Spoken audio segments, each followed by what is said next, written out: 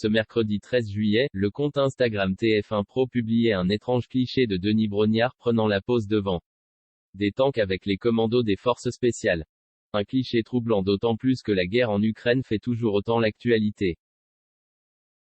Est-ce que l'animateur emblématique de TF1 va laisser les survivants des îles désertes pour aller faire la guerre?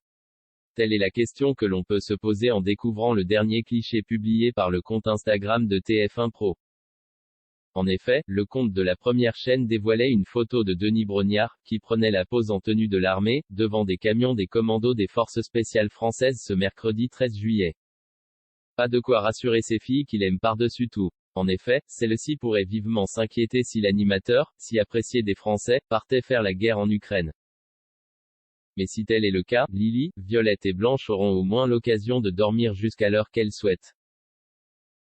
Car oui, il y a peu, Denis Brognard accordait un entretien au journal de dimanche.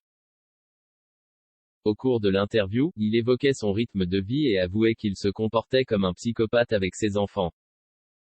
Denis Brognard présent pour le 14 juillet, très matinal, il ne se lèverait jamais après 8 heures du matin. Une heure à laquelle ses enfants doivent aussi se lever, même le dimanche.